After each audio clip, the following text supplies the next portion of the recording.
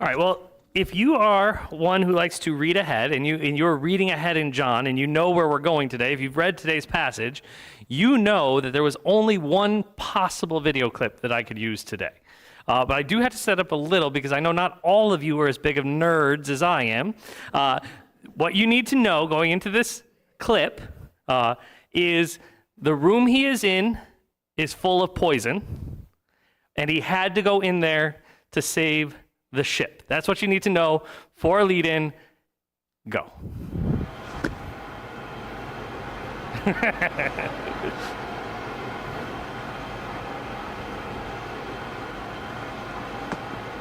Spock!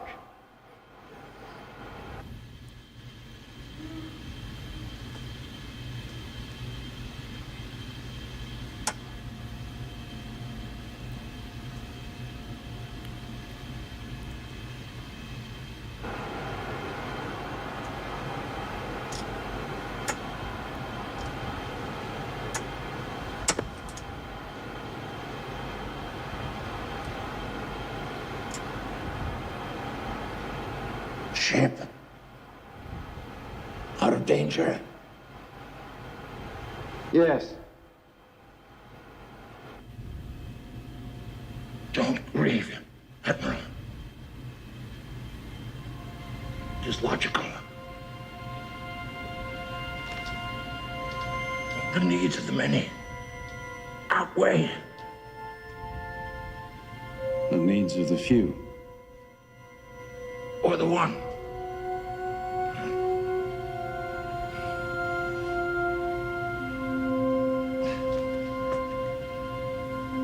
I never took the Kobayashi Maru test. Until now. What do you think of my solution? Spock.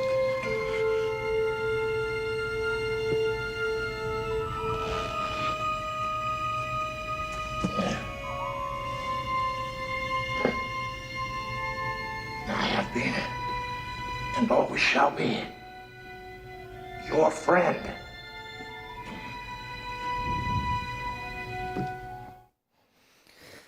Yes, it is probably one of the best clips about sacrifice that has ever been set to film.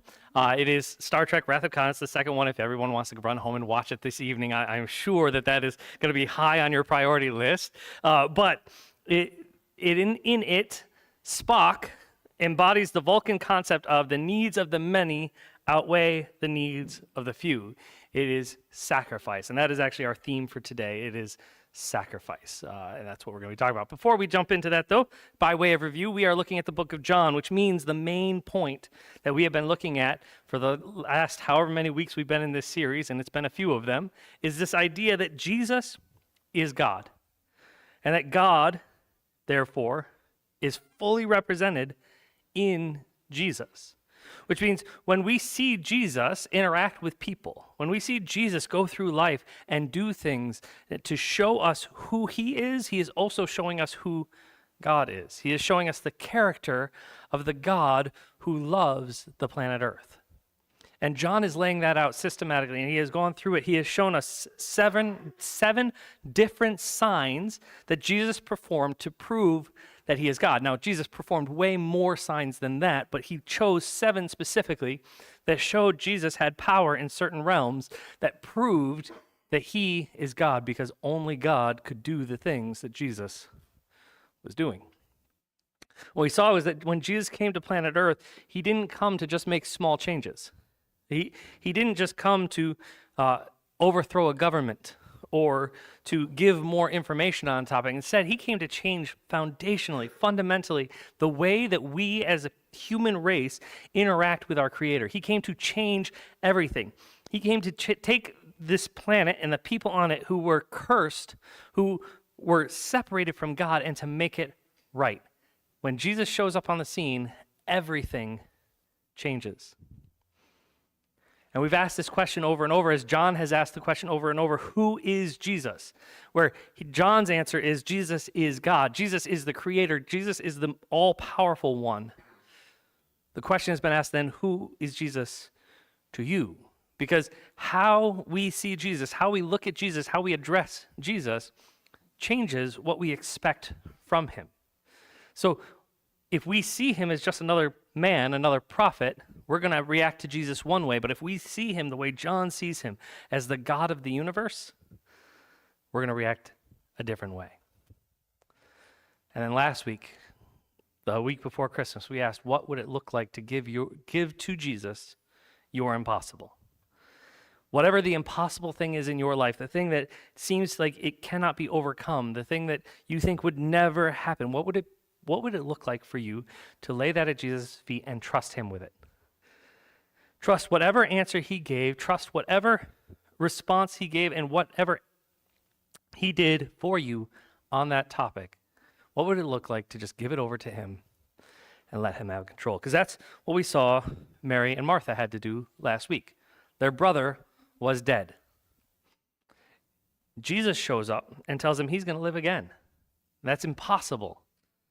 And they handed it over to him. They trusted him in that. And sure enough, by the end of the story, Lazarus, their brother, had come back to life. He had come back to life after being dead for 4 days. And that's where we pick up the second half of this chapter.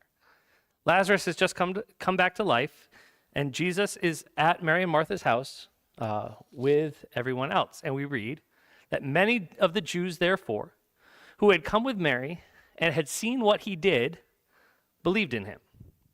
Right? So these are the Jews that we learned about last week who had come to mourn with Mary and Martha because Lazarus was dead. They had come to cry with Mary and Martha, to spend time with them.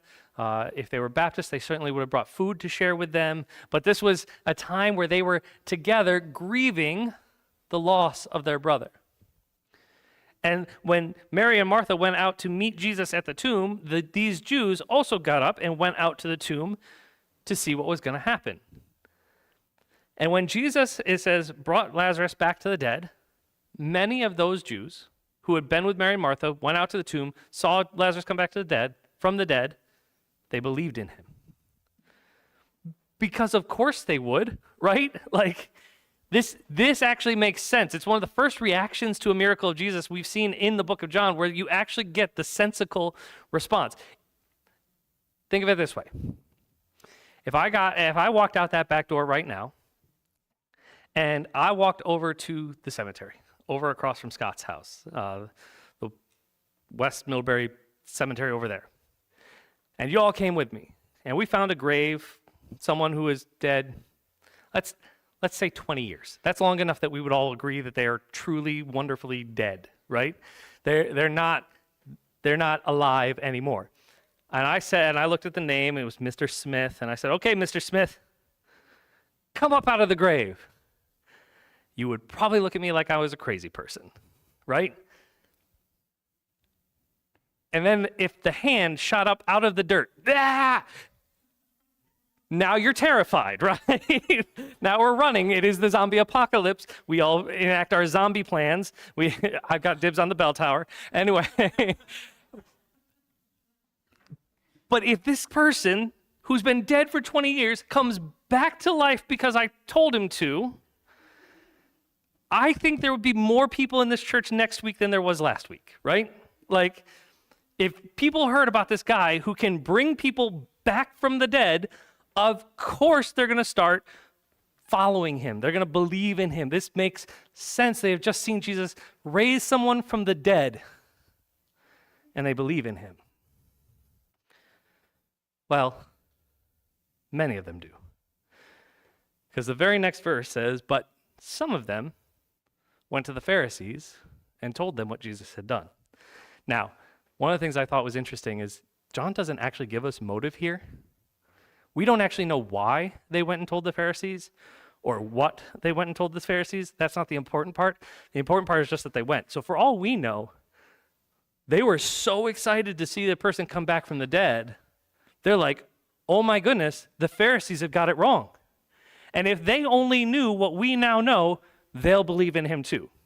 Could have been a very positive motive to go tell the Pharisees. It could have been, we're going to go tell mom and dad so that he gets in trouble because he's doing stuff that we didn't want him to do. I don't know what their motive is. John doesn't tell us what their motive is, but the Pharisees were told by people who were there, eyewitnesses. The Pharisees have been told that this Jesus is now taking people who were dead and bringing them back to life.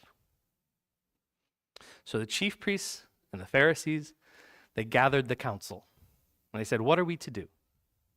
For this man performs many signs. And if we let him go on like this, everyone will believe in him. And the Romans will come and take away both our place and our nation. So the Pharisees hear that Jesus is raising people from the dead. And they start panicking for a few different reasons. The first is they realize if he can raise people from the dead, there are more people who are going to believe in him. More people are going to want to follow him. In fact, if they let him go on long enough, they think everyone is going to start believing in him.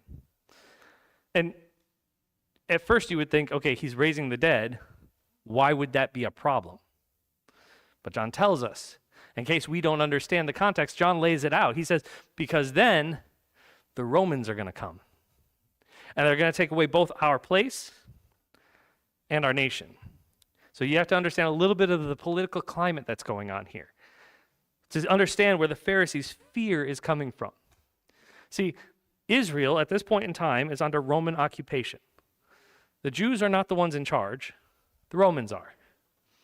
And the Romans are not known to be nice to people who rise up against the Roman government, right? They were actually pretty progressive in their idea of when they conquered a land, they allowed the people in that land to continue governing locally in that land, which was a really progressive concept for the time, because before this, it was more likely that you would be wiped out as a people group and just replaced with people from the nation that just conquered you. Not so with the Romans. However, if once they did that, the people in that nation started rising up against Rome, that's when they come in and put it down.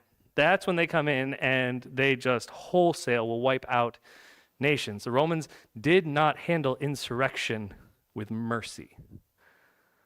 So as people are starting to follow Jesus, and Jesus is claiming to be the Messiah, and the Jewish expectation of a Messiah is someone who is going to rise up against the government, someone who's going to overthrow the Roman government, they're saying, we see Jesus, who claims to be the Messiah, the one who's here to overthrow the government, but we have never seen him do a single violent action other than throwing us all out of the temple, right? He has never once called for an army. In fact, he doesn't even he has 12 guys who follow him everywhere. We are not overthrowing Rome with 12 guys. Not gonna happen. So if he keeps going like this, and everyone believes in him and starts following him, what we're going to end up with is a bunch of fishermen going up against legions of Roman centurions. This is not good. Because Rome is going to come in, and not only are they going to kick us out, the local leadership who they had allowed to continue to rule, the Pharisees, the chief priests, etc., not only are they going to kick us out, make us no longer rulers in this place, we're going to lose our power, but they're going to totally wipe out our nation. This is not good. You can kind of understand their fear here. But then one of them, Caiaphas, who was high priest at that year, said to them, "You know nothing at all." Which, great way to start if you're talking to a bunch of people. Stand up, tell them they're stupid, and then keep talking to them, that they will listen every time. Anyway, he says, "You know nothing at all, nor do you understand that it is better for you that one man should die for the people, not that the whole nation should perish." He says he did not say this of his own accord, but being high priest that year, he prophesied that Jesus would die for the nation. And not for the nation only, but also to gather into one the children of God who are scattered abroad. I have never seen these verses as I've read through the book of John the way I saw them this week. Because I have always thought of Caiaphas and the chief priests and the Pharisees, right? They're the evil empire. Like Caiaphas is Vader. He's got the helmet, and every time the Pharisees show up on the scene, the empire music, dun dun dun dun dun dun, like they're the bad guys. Everything's evil. But if we actually look at them in the context of where they were living and what they were called to do, they're not. That's not who they are. They are actually religious leaders who love the people, who love Scripture, and have studied to the point that they know more about the Bible than probably anybody else save Jesus who was walking the earth at this period of time. So much so that Caiaphas, their high priest, it says, is actually prophesying for God. See, this is something that hasn't happened for 400 years. The last prophet was Malachi. The last person who God spoke through was Malachi. Now, at this point, angels have appeared to people. Angels appeared to Mary. Angels appeared to Zacharias. Angels have appeared to Joseph to tell them things, but God has not spoken through a person other than Jesus at this point of time. But what John tells us is that Caiaphas, being the high priest that year, had prophesied, spoken for God. And it says, it is better for you that one man should die for the people, not that the whole nation should perish. Basically, what he's saying is, we should kill this Jesus guy. Because if we kill him, the Romans won't come. And it's better that, even if he's a great guy, even if he can do all these miracles, even if he can bring people back from the dead, it's still better that he dies than have Rome come in and wipe us all out. It says, but he did not say this of his own accord. This is John telling us. This was not Caiaphas' idea. This was God actually prophesying through Caiaphas that Jesus would be the one to die for the nation. And catch verse 52 because it's incredible. And not for the nation only, but also to gather into one the children of God who are scattered abroad. This has two connotations to it. First, not all the Jews were living in Israel at that period of time. There are Jews who are outside of the nation of Israel that Jesus would be dying for. Truth.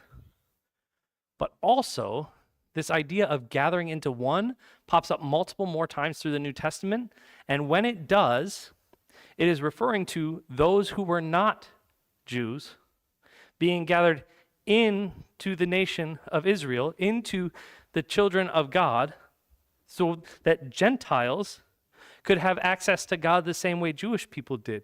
John here is saying that Caiaphas, the big bad Darth Vader that we always see, was actually speaking for God the fact that Jesus' death would be for you.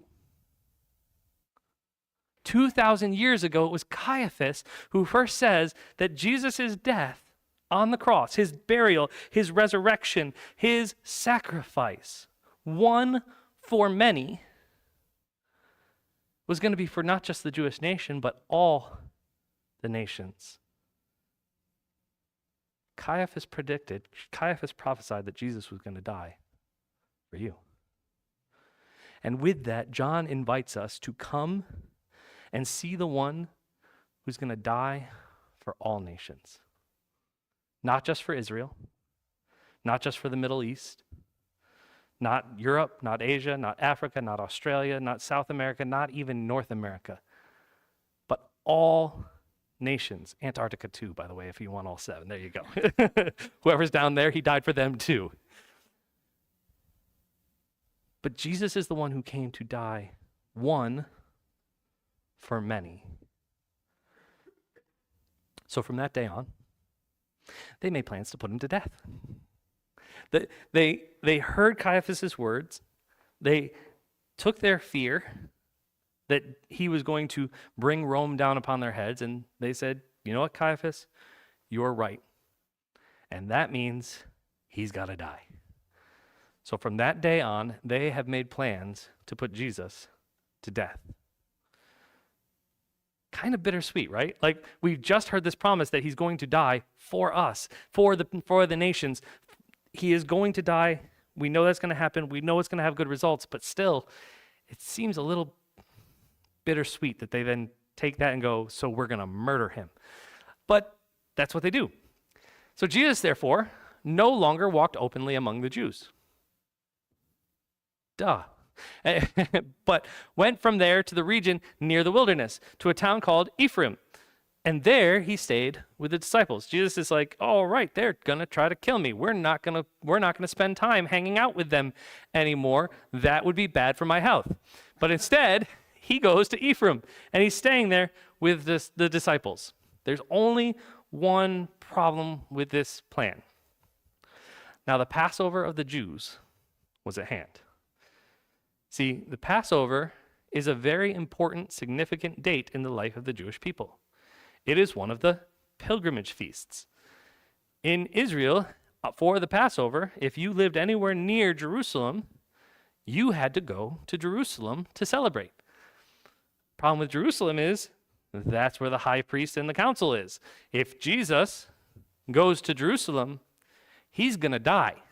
That is what John is trying to tell us here. The Passover of the Jews is at hand. He can't stay in Ephraim anymore. And many of the Jews went up from the country to Jerusalem before the Passover to purify themselves, because that's what they needed to do. And they were looking for Jesus and saying to one another as they stood in the temple, what do you think? That he will not come to the feast at all? Because see, that would be a problem. Because if Jesus doesn't go to the feast, if Jesus doesn't go up to the Passover, Jesus would be breaking Jewish law. If Jesus doesn't go up to the feast, that's a real problem. He can no longer claim to be the Messiah if he chooses to not go up to the Passover. But if he goes up to the Passover, Jerusalem's a much smaller place than Israel. It will be much easier for the high priests, the council, to find him. And there is a good chance that if he goes up to Jerusalem, he's going to die. So the people understand that this conflict is going on. They know that the Pharisees are looking to kill him. They know that he needs to come. And they're pondering, what do you think? Does this mean that he's not going to come to the feast at all? Do you think he will skip the feast to save his life, or is he coming to Jerusalem? Now, the chief priests and the Pharisees had given orders that if anyone knew where he was, they should let him know, that he should let them know, so that they might arrest him. Because see, the Pharisees know this too. Pharisees know that there's really only two options for Jesus. Either he's going to go up to Jerusalem, and they will be able to find him because they've got people all over the city of Jerusalem that are going to be able to find him, or he's not going to come up to Jerusalem. He's not going to come to the feast. He's not going to celebrate the Passover. Either way, their problems are about to be over. Either way, he's either no longer going to claim to be the Messiah because he can't, because he's breaking Jewish law, or they're finally going to have their shot to arrest him. And by arrest, they, of course, then mean kill him, take care of the problem. But remember, this all hinges off of Caiaphas' prophecy. They are seeking to arrest him. They're seeking to kill him because they want the one to die for the many. And Caiaphas said that many includes us. So with that in mind, I get to our so what. A big question for you this week is, what does it mean to you that Jesus, the Messiah, the one who came from God, the one who represents God, the one who is God, chose to die for you? Because spoiler alert, in about 2 weeks, we're going to read a story and we're going to find out he does go to Jerusalem. If you haven't read the whole story yet and don't know what's coming next, he does go up to Jerusalem. He does end up dying, and that is one dying for many. That does happen. So the question I ask you today is, in light of Caiaphas' prophecy, what does that mean for you? If some of you, that might be the first time you've ever heard that Jesus, the God of the universe, came to earth, died as a substitute for you, because we were the ones who actually deserved to die. We're the ones who sinned. We're the ones who did evil. He died on our behalf. He was buried, and now this is the real spoiler. He comes back from the dead the same way Lazarus did. Maybe that's the first time you've ever heard that. If it is, I'm excited to tell you what that means for you. is that if you trust that, if you say, yes, I believe that is true, and as a result, God, I want to follow you. I want to follow Jesus, because anybody who can raise the dead, anybody who can raise himself, is someone who is here from God. I believe Jesus is who he said he is. I'm going to follow you. If this is the first time you've heard that, that's what it means for you, and I am so excited for you. Many of us have heard this a lot in our lives. Many of us have heard this since we were very small children. Many of us, myself included sometimes, get to a point where we forget the significance of that. That just becomes something we talk about. We don't have this fresh realization the way we did the first time we heard that the God of the universe loved us so much that he was willing to die for me, that he was willing to die for you. Someone who wasn't even considered one of his children at the time until he dies for us and then brings us into the nation. That should blow our minds. That should affect how we think. That should affect how we act. That should affect how we feel. That should affect every single part of who we are. But does it? What does it mean that Jesus died for you? How has that changed your life? Now, I asked a question similar to this a few weeks ago, but I want us to wrestle with it. This idea of how does understanding that Jesus died for me change my life? Another way that I like to ask this question sometimes, and some of you have probably heard me ask it before, is if tomorrow morning they're digging in the Middle East and they uncover the body of Jesus. They find the body of Jesus irrefutable. It's definitely him. We all agree, Christians, non-Christians alike, we all agree that's Jesus. He didn't come back from the dead. He wasn't God, just a human. He didn't die for you. He was just a person. How does your life change Monday afternoon? Is the only thing that changes that you get 3 hours back on a Sunday because you don't have to go to church anymore? Because for me, I know he has changed my life so much that I am pretty sure most of you, if I found that to be true, most of you wouldn't want to be around me anymore. I am not a good person. Anything that is good about me is Jesus living through me. Everything about life changes when we encounter Jesus. So what does it mean that Jesus died for you, and how has that changed your life as a result? Now, I can say with confidence they're not going to find his body. He did rise from the dead. It is irrefutable. They have so many witnesses. But it's still a mental exercise. How would your life change? If this is not something that has happened for you, if you have either never come to a point where you say, man, I never realized that that is what Jesus did for me. I want to choose to follow him. I want to trust him. You can do that today. You do not need to wait. You do not need to pray a special prayer. You do not need to walk down the aisle. Although if you want to walk down the aisle and talk to one of us, we'd be more than happy to talk to you. All you need to do is say, all right, Jesus, I'm in. All I have, it's yours. I want to follow you. I believe you. If that's a decision you have made, then I challenge you, have you ever gotten to a point where you said, man, I believed that to be true. I chose to follow Jesus, but I don't know that I've ever recognized how profound it is that the God of the universe would die for me. God, I want to say from this point forward, I am going to let the immense nature of that come in and affect my life. I am going to surrender my choices. I'm going to surrender my decisions. And from this day forward, I am going to choose to follow you anywhere, anytime, anything. God, if you say it, I'm going to do it. Let's go. Either decision that you need to make today the day. I tell you, you will not regret it, but you will regret every day between today and the day you finally make that decision. Because when you make that decision, Jesus changes everything from the inside out. Let's pray.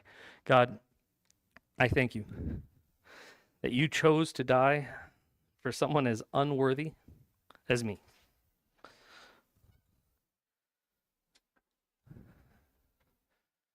God, I was reminded this week of the sinner who was praying in the temple and how the Pharisee looked down on him, but how the only thing the sinner could see was how unworthy he was to be able to pray to you. God, it's a reminder I need often. You are so amazing. I thank you for the ways you've changed my life. I thank you for the ways you've changed many of the lives in this room. And Father, anyone who is searching, I pray that they would find you today, that you would make yourself so big in their eyes, that they would find the God who loves them,